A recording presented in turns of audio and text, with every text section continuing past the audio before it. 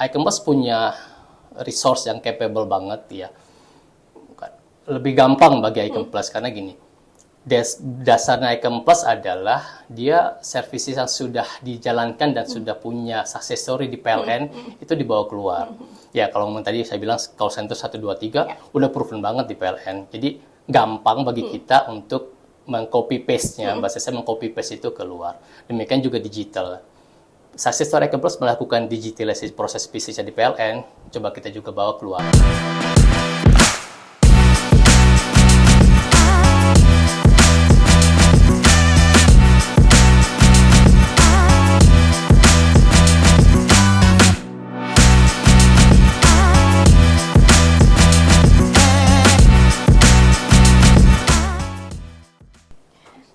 Assalamualaikum warahmatullahi wabarakatuh. Halo netizen, selamat datang di Icon Talk, inviting the most iconic people. Tentunya bersama saya, Sekar Ayu, yang akan menemani perbincangan kita pada kesempatan kali ini. Senang sekali rasanya saya dapat menyapa Anda semua, dimanapun Anda berada. Bila mana kalian belum menyaksikan video kami sebelumnya, silahkan kunjungi kanal YouTube kami. Dan jangan lupa untuk subscribe, like, dan komen, juga share ya. Untuk tema kali ini sangat menarik sekali, teman-teman netizen, terkait dengan digitalisasi sektor strategis, peran dan pencapaian PLN Icon Plus di pemerintahan, BUMN, konstruksi, dan hospitality. Kita semua tahu bahwa saat ini digitalisasi bukan saja sebuah tren belaka, melainkan menjadi kebutuhan utama. Karena digitalisasi membuat efisiensi dari layanan pemerintahan, kehandalan pasokan juga energi, dan juga kenyamanan layanan BUMN juga. Dan tentunya ada Icon Plus sebagai garda terdepan yang memberikan solusi inovatif terkait dengan digitalisasi. Saya ada pantun untuk membuka pertemuan kita kali ini, tolong kasih cakapnya di rumah. Jalan-jalan ke kota tua, jangan lupa mampir ke pasar seni. Digitalisasi kini hadir nyata karena PLN Icon Plus hadir untuk negeri. Boleh berikan tepuk tangan untuk PLN Icon Plus. Nah, hari ini saya nggak sendirian, teman-teman netizen, telah hadir bersama saya VP Manajemen Penjualan Segmen Pemerintahan, Energi, BUMN, dan Hospitality PLN Icon Plus Pusat, Bapak Budi Rusdiana. Assalamualaikum Bapak. Assalamualaikum Mbak Sekar. Gimana kabarnya? Sehat? Alhamdulillah sehat. Terima kasih sudah menyempatkan waktunya untuk hadir. Sama-sama, senang bisa di sini. Hari ini walaupun cuaca agak mendung, tapi saya lihat semangat Bapak sangat kuat sekali gitu ini. Ya. Alhamdulillah. Dari tahun berapa kalau boleh di-share ke netizen yang ada di rumah bergabung di Icon Plus? Sejak tahun 2008 masuk ke Icon Plus, jadi 17 tahun ya. Jadi 17 tahun waktu yang cukup lama. Udah remaja nih. Udah remaja ya, dan lulus SMA ya kalau kalau dikategorikan sebagai anak sekolah ya, SMA ya. Pengalaman begitu banyak dari tahun 2008 dan kalau boleh tahu semenjak jadi VP ini semenjak tahun berapa Pak? Awalnya saya jadi VP tahun 2023 akhir, bukan di sales awalnya, itu ada salah satu divisi di bawahnya direktur utama di manajemen digital. Cuma sebentar, kemudian 4 bulan baru saya handle di sales ini. Oke, berarti pengalaman cukup banyak ya? Ya sebelumnya memang sebelum jadi VP saya udah pindah-pindah ya, awalnya di product development, kemudian sempat ke project juga. Sempat handle humas juga, humas, kemudian di customer solution, terakhir di sales gitu. Jadi begitu banyak pengalaman yang ada selama di Icon Plus ini, satu pengalaman yang membuat Bapak tuh selalu teringat atau momentum apa sih yang paling berharga untuk Bapak? Aduh apa ya, banyak sih ya sebenarnya, tapi kerasa banget ya pas nih di segmen saya pemerintahan ini dulu saya yang momentum yang paling berkesan itu waktu handle project yang pemerintah juga. Yuso ya itu proyek yang sangat-sangat kompleks dan banyak cerita-cerita menarik lah. Mungkin teman-teman juga mostly sebagian kenal saya juga di proyek Yuso itu gitu. Oke. Salah satu yang buat Bapak tuh bertumbuh ya di proyek itu ya? Iya, banyak banget pengalaman lah di sana. Nah, kalau kita lihat di segmen Bapak ini kan terdapat 4 sektor ya? Kalau kita bisa bilang ya, ada pemerintahan, energi, BUMN, dan hospitality. Ini karakteristiknya sangat beda-beda ya Pak? Beda satu sama lainnya gitu. Karena yang satu mungkin pemerintahan sangat, kita bisa bilang formal sekali. Betul. Ya, 4 segmen tadi Mbak Sekar bilang ya, pemerintahan, energi, state owned juga mostly di saya, terakhir di hospitality. Kalau pemerintahan dan state owned ini lebih banyak ke compliance-nya. Oke. Jadi mereka akan rigid sekali terhadap administratif. Jadi fulfillment terhadap requirement pekerjaan, requirement penyedia itu jadi hal yang harus penting. Nah di segmen energi beda lagi.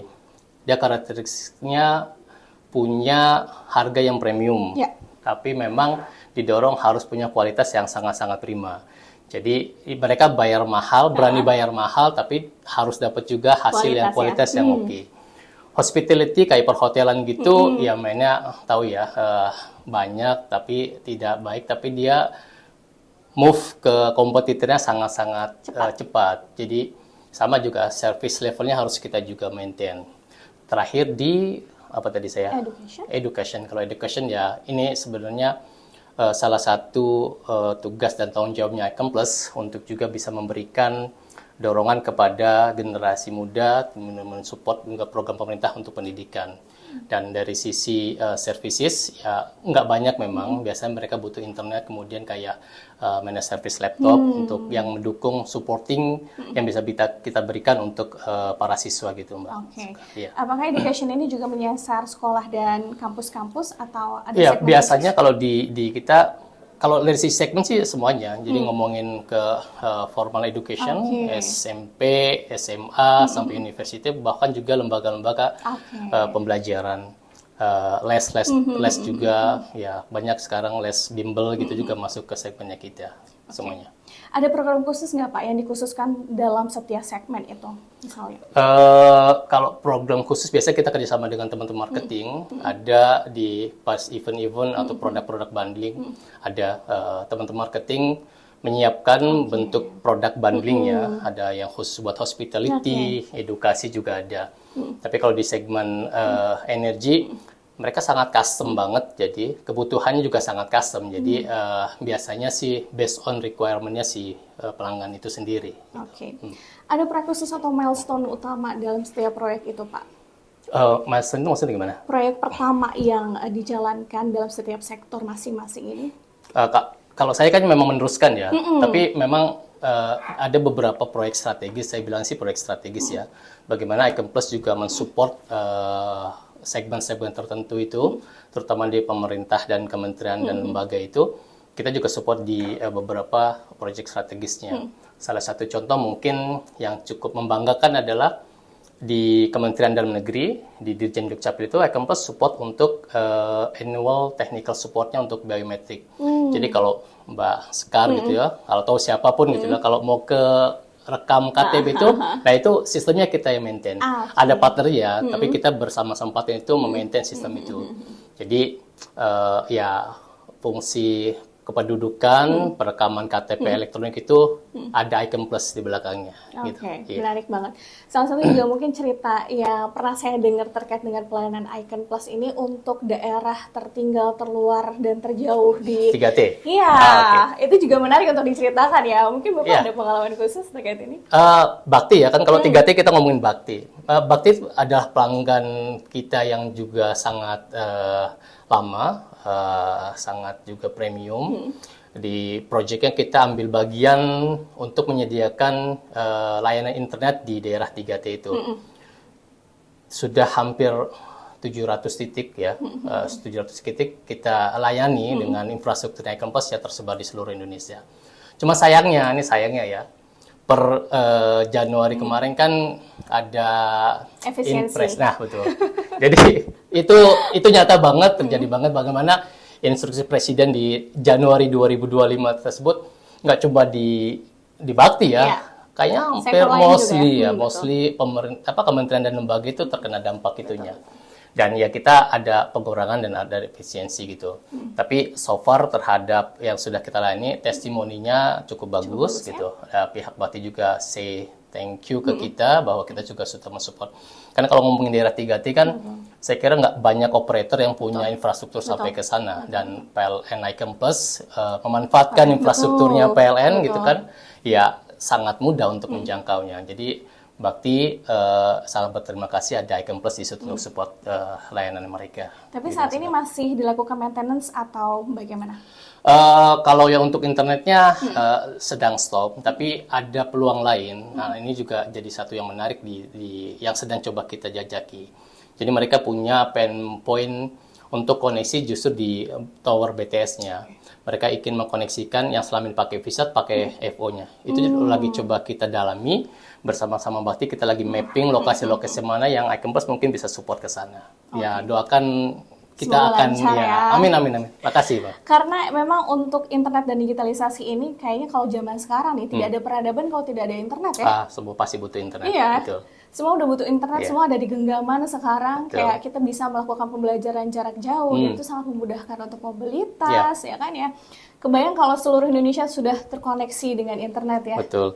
Dan memang itu salah satu juga proyek yang didorong pemerintah karena literasi digital kita itu masih sangat rendah. Betul. Dan pemerintah mendorong melalui Kominfo mendorong semua penyedia itu untuk masuk ke sana. Cuma sayangnya biasanya operator-operator itu kan akan berhitung terhadap komersialnya. Betul. Ya, artinya dia invest di sana cost berapa dan dapat dapatnya returnnya berapa. berapa. Betul. Nah, hal-hal kayak gini kan nggak boleh ngomongin sekedar cost dan revenue aja. Ada nilai-nilai value lain yang harus kita berikan kalau ngomong merah putih. Ya paling gampang gitu, pemerintah yang punya DNA merah putih ya cuma dua, saudara tua kita dan Icon Plus. Dan Icon Plus, alhamdulillahnya manajemen kita support full terhadap kondisi-kondisi seperti itu, gitu Mbak. Memang tagline Icon Plus sebagai garda terdepan ini tepat sekali ya. Semoga insya Allah dimanapun nanti dari kau yang saksikan di rumah bisa melaksanakan internet yang sangat cepat, bukan hanya di Jabodetabek saja. Betul. Karena Jabodetabek maksudnya sekarang udah 5G.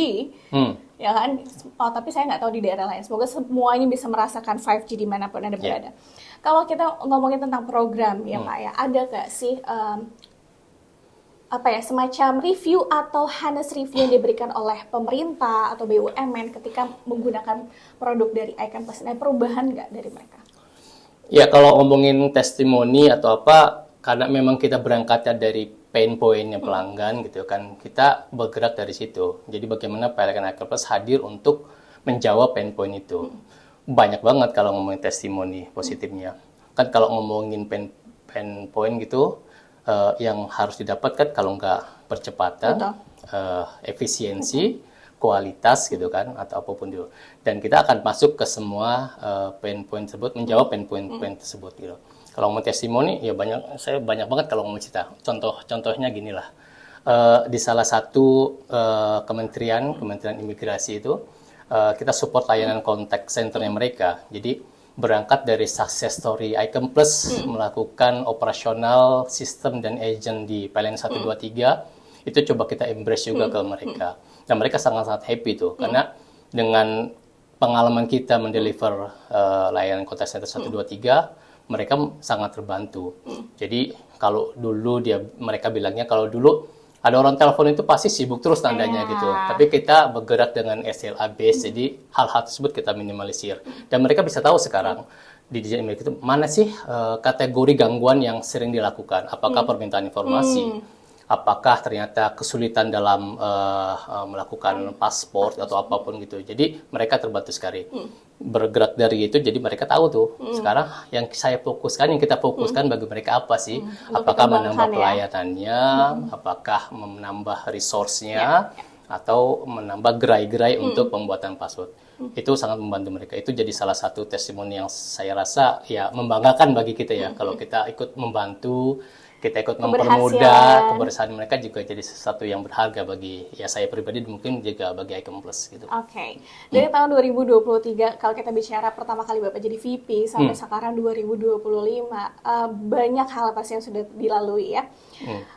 Program apa yang mungkin harus ditingkatkan menurut Bapak untuk memberikan layanan yang lebih baik lagi kepada masyarakat? Ya, kalau sekarang kita lagi coba bergerak di non-connectivity ya, artinya kalau awalnya Icon Plus memang berdiri di infrastruktur, pemanfaatan infrastrukturnya PLN kita manfaatkan benar untuk deliverables produk-produk connectivity.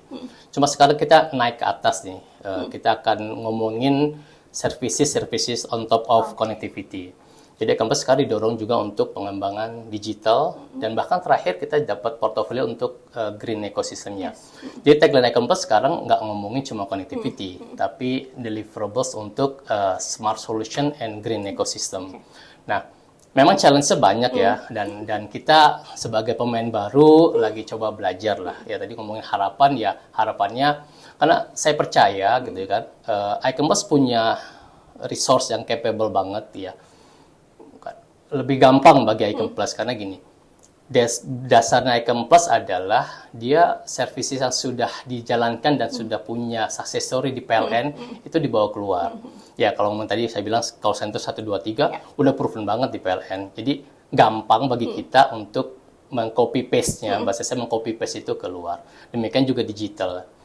Success story iCampus melakukan digitalisasi proses bisnisnya di PLN, coba kita juga bawa keluar. Makanya sekarang kita punya in-house developer banyak, Mbak. Okay. Kalau Mbak tahu, udah punya belum PLN Mobile? PLN Mobile ya? PLN Mobile. Untuk udah dong, ya, Pak, tentunya. itu super apps-nya PLN yang bisa semuanya daftar di sana, ya, melakukan pengaduan di sana. Jualan juga di sana ada layanan iConnect juga di sana. Jadi itu adalah showcase ya, yang kita bisa bilang itu iCampus yang bikin. Itu iCampus yang operate and maintenance-nya. Jadi gampang gitu ya bagi kita untuk melihat showcase-nya gitu. Dan sekarang kan kita dalam tahap belajar, DNA dan aura itu yang pengen kita juga sampaikan keluar. Jadi kalau ngomongin infrastruktur, ya semua udah tahu lah infrastruktur oke. Tapi kita mau lebih dari itunya, makanya kita masuk ke digital solution dan green ecosystem. Green ecosystem ya. Challenge-nya memang besar, banyak juga pemain di sana. Kita belajar, kita akan terus improve terhadap beberapa untuk mendeliver solusi-solusi tersebut, Mbak. Gitu. Dan saya percaya ini akan terwujud. Pasti. Saya punya keyakinan bahwa ya itu akan terwujud gitu. Iya, tinggal kita mau belajar, kita membuka diri, kita akan menuju ke sana insya Allah. Oke. Iya. Amin, saya doakan Pak. Terkait dengan ini udah masuk quarter terakhir nih ya, bentar lagi September, bentar lagi kita mau tutup tahun. Iya. Apa sekarang yang sedikit lagi untuk mencapai KPI atau standar Bapak untuk program di manajemen segmen pemerintahan dan lain-lain ini? Ya, kalau ngomongin target, kalau sales sudah pasti nilainya absolutnya rupiah ya.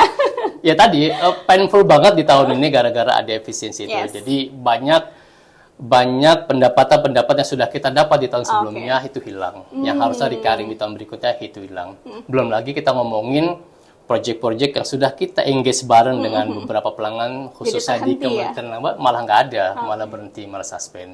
Nah, ya, kita jadi menstrategikannya adalah memanfaatkan dana-dana yang non rupiah murni. Jadi kalau rupiah murni APBN itu udah agak susah. Ya semoga nanti biasa di semester 2 ini akan ada relaksasi anggaran. Biasanya pemerintah kan suka melihat, oh ternyata kalau diefisiensikan ya malah tidak bagus juga buat perekonomian, buat operasional di Kementerian Lembaga itu sendiri, juga terutama buat pelayanan publik ya. Itu ngaruh banget. Saya pastikan itu ngaruh banget. Nah, makanya sekarang tadi strateginya ya kita memanfaatkan dana-dana non APBN. Kayak ada PNBP gitu, ke Kementerian SDM, terus ke Komdigi juga ada PNBP-nya, Kementerian Dalam Negeri juga PNBP. Selanjutnya yang dana-dana hibah dari luar negeri. Jadi sekarang juga marak ya beberapa bantuan luar negeri itu didorong juga untuk dimanfaatkan oleh pemerintah untuk percepatan pembangunan kan gitu. Nah, kita lagi cari ceruk-ceruk gitu.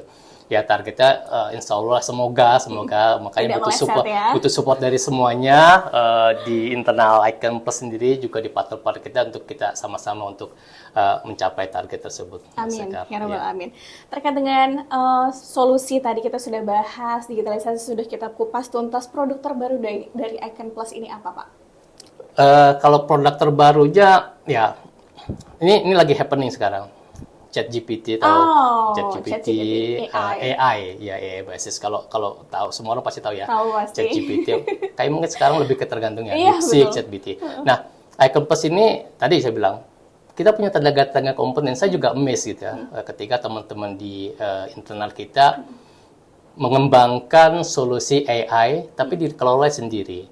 Jadi kalau ngomongin ChatGPT ataupun DeepSeek itu kan sebenarnya kita memberikan data kita keluar. Nah, kita punya solusi AI tapi yang sifatnya private. Oke. Jadi bagi perusahaan-perusahaan yang pengen menggunakan fitur-fitur seperti ChatGPT, tapi dia tidak mau data itu keluar dan itu konfidensial, itu bisa kita lakukan. Gitu. Itu saya kagum dan saya sangat berterima kasih. Itu solusi yang sangat strategis menurut saya. Sangat lagi, dan itu sudah terbukti. Kita sudah jual itu, sedang ongoing memang proses pekerjaan ke Mahkamah Konstitusi. Jadi mereka pengen semua putusan-putusan di Mahkamah Konstitusi itu bisa diakses oleh publik online. Dan jadi tidak ketika ada orang yang Ingin jadi ada dua sebenarnya. Mereka publish sesuatu yang bisa diakses oleh semua orang atau buat internal mereka sendiri dibagi. Jadi ya itulah membantunya ya. Jadi mereka punya pain point. Saya mau buka buat internal saya, tapi nggak boleh ke akses keluar, itu bisa dilakukan. Dan itu dilakukan oleh Icon Plus. Ya semoga harusnya sih di September ini kita akan launching. Launchingnya mungkin juga akan dipublish oleh Sekjen MA-nya keluar. Jadi Akan ada semoga preskon juga ya. kayaknya sih begitu akan ada preskon. Karena ini salah satu program strategisnya Mahkamah Konstitusi untuk tadi mempermudah layanan publik gitu. Nah, ini keren kalau saya pikir ini keren. Saya bayangin aja juga udah amazing karena pertama ketika kita menggunakan AI itu kan ya betul ya Pak, datanya jadi kepake ya. Yes, kalau dilempar di ChatGPT kan kalau kita nggak tahu tuh itu akan kesebar kemana-mana. Betul. Dan ini meminimalisir ini ya kebocoran data. Jadi berangkat dari sana, ya kan? Sudah berhasil di PLN. Sudah berhasil PLN, coba kita implementasikan di luar. Dan ya tadi lebih gampang bagi kita untuk menyampaikannya karena sudah ada use case-nya dan itu berhasil. Betul. Jadi ada poin khusus ya ketika ditanya apa sudah pernah dicoba sudah gitu ya. Gampangnya gini, kalau Bapak mau tahu, ayo kita aja ke PLN, sudah langsung ada showcase-nya Pak. Jadi saya tidak cuma present, saya tidak cuma ngomong, tapi sudah real kita buktikan. Ada buktinya. Orang kan butuh bukti ya, bukan janji ya. Betul. Kayak siapa tuh ya? Saya butuh bukti bukan janji. Itu, seperti terkenal kalimat itu ya. Iya. Setuju sekali karena memang trust itu ketika kita sudah memiliki trust kepada sesuatu produk, dia akan repeat Pak. Dan itu mungkin menjadi fondasi yang saat ini menjadi value khusus dari PLN. Betul. Icon Plus ya. Menarik sekali. Jadi dari perbincangan ini saya mendapati 2 poin. Pertama adalah digitalisasi kalau kita manfaatkan secara optimal, ia akan menjadi senjata utama untuk efisiensi. Yang kedua, kita perlu digitalisasi yang aman dan terpercaya tadi ya. Sehingga nanti data-data yang kita miliki juga tidak akan ada berita-berita terlepas lagi ya Pak. Kita hilangkan itu ya. Semoga data-data apapun yang tadinya ada di server itu tetap terjaga dengan baik ya. Ada lagi statement khusus atau akhir closing untuk teman-teman etikan yang ada di rumah? Oh, udah sesi terakhir nih ya? Nggak kerasa ya ngobrolnya? Ya, sudah 30 menit kita berbincang Pak terkait dengan digitalisasi dan pelayanan yang diberikan oleh VP Manajemen Penjualan untuk segmen pemerintahan BUMN. Mungkin sebagai final statement. Ya, saya sih optimis ya bahwa suatu hari Icon Plus akan menjadi pemimpin di era digitalisasi di Indonesia khususnya. Karena tadi kita didukung oleh resource dan kompetensi yang sudah sangat mapan. Kita juga punya showcase yang sudah kita lakukan, nggak cuma ngomongin narasi, tapi sudah juga kita implementasikan. Dan berbekal dari kekuatan infrastruktur kita, kemampuan kita dalam melakukan digitalisasi, bahkan kita masuk ke green ecosystem, Icon Plus kayaknya cuma satu-satunya yang saat ini bermain di 3 itu dalam satu provider. Dan itu jadi kekuatan kita. Ya, saya percaya Icon Plus akan sangat maju ke depannya. Insya Allah, dukungan juga buat semuanya, dari semuanya. Untuk negeri kita ya? Untuk negeri kita. Amin ya Rabbal Alamin. Baik, terima kasih banyak Pak Budi untuk waktunya. Terima kasih, Mas Sekar. Seru sekali perbincangan kita. Habis ini kita ngobrol lagi. Saya sampai Elsa minum dulu ya. Silakan Pak, minum dulu. Sambil saya memberikan summary untuk pertemuan kita hari ini, teman-teman semua. Dari perbincangan saya dengan Pak Budi, kita mendapati 2 poin penting. Yang pertama, kalau digitalisasi dimanfaatkan dengan optimal, ini akan menjadi senjata untuk efisiensi dan membuat pekerjaan kita menjadi lebih efisien. Yang kedua adalah digitalisasi harus terjaga dengan aman melalui kenyamanan dan juga data yang terhimpun dengan optimal, dan PLN Icon Plus telah melakukan itu. Dan saya ada pantun penutup untuk pertemuan kita hari ini. Kalau tadi ada pembuka, ada penutup. Bunga melati harum mewangi, tumbuh subur di tepi kali. Mari kita dukung inovasi negeri agar Indonesia makin mandiri dan berdikari. Akhirnya saya Sekarayu dan Pak Budi harus pamit undur diri. Terima kasih telah menyaksikan dan sampai jumpa di episode selanjutnya. Assalamualaikum warahmatullahi wabarakatuh. Sampai jumpa.